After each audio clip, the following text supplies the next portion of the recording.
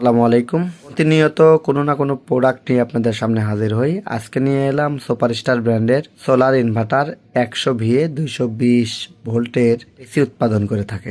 এটা almost 80 watt, অর্থাৎ আপনি 32 inch TV, laptop, mobile charge, torch light, table fan, LED energy bulb থেকে শুরু করে সবকিছুই সোলার থেকে চার্জ করতে পারবেন। এটা অত্যন্ত চমৎকার দেখতে।